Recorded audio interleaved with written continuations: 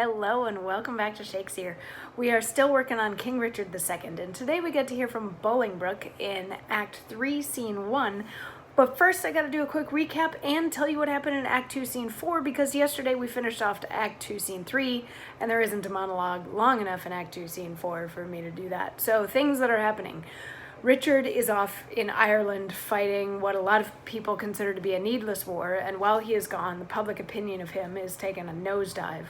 Bullingbrook has come back to England with French forces and also with a lot of disgruntled Englishmen joining his side, like Northumberland and Ross and Willoughby and the like. They're coming back to under the guise that Bullingbrook just wants what's his, which is the estate of John of Gaunt, who was Bullingbrook's father, who has died, but Richard took all that money and anything that he could get from that estate to go fight this war in Ireland. So people are upset with Richard at the moment, and basically that's all of what that is and all that's going on. So yesterday, to finish off Act 2, Scene 3, we had Bullingbrook, who was at Berkeley Castle. He goes to Bristol Castle. He was at Berkeley Castle, where he saw York, and York gave him a good stern talking to, and Bullingbrook is like, nope, I'm within my rights because it's by right of succession. I should have gotten all of this money. And York is like, you know what, both of you are my relatives, and I don't want to be in the middle of this anymore because I'm an old man, so I'm going to be Switzerland. Do you want to stay in my castle overnight? And Bullingbrook's like, nope, we got to get to Bristol Castle because that's where Bushy and Green are, and I need to take care of that. So Act 2, Scene 4 is a very brief scene wherein a Welsh captain is talking to the Earl of Salisbury, and the Earl of Salisbury is still on Richard II's side, and they are waiting for Richard to come back from Ireland, but he's not there yet. And the Welsh captain and pretty much the entire Welsh forces are getting very antsy about this, and they have all sort of convinced themselves that Richard isn't coming back because he's been killed in the war. And Salisbury's like, no, just wait like one more day. And they're like, yeah, no, we don't have another day to waste here. The king is almost certainly dead, so we're leaving. So in addition to everything else that's going wrong for the king, people having no faith in him, Bullingbrook coming back to undo him, all of this sort of stuff, now his own army is sort of deserting him. Things are getting bad for King Richard. Sorry, Richie boy. So we start out Act 3, Scene 1 with Bullingbrook at Bristol Castle, and he comes in, and like Northumberland and Ross and Willoughby and York are there, and also Bushy and Green. And Bullingbrook kicks off the scene by saying, "Bring forth these men. Bushy and Green, I will not vex your souls, since presently your souls must part your bodies, with too much urging your pernicious lives, for 'twere no charity. Yet to wash your blood from off my hands, here in the view of men, I will unfold some causes of your deaths.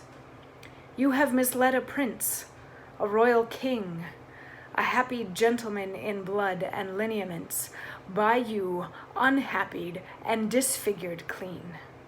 You have in manner with your sinful hours made a divorce betwixt his queen and him, broke the possession of a royal bed, and stained the beauty of a fair queen's cheeks with tears drawn from her eyes with your foul wrongs. Myself a prince, by fortune of my birth, near to the king in blood and near in love, till you did make him misinterpret me, have stooped my neck under your injuries, and sighed my English breath in foreign clouds, eating the bitter bread of banishment, while you have fed upon my signories, disparked my parks, and felled my forest woods. From mine own windows torn my household coat, raised out my impress, leaving me no sign save men's opinions and my living blood, to show the world I am a gentleman. This, and much more than twice all this, condemns you to the death. See them delivered over to execution and the hand of death." To which Bushy and Green are like, I'd rather be dead than be on your side. Me too. And they are hauled off to be executed.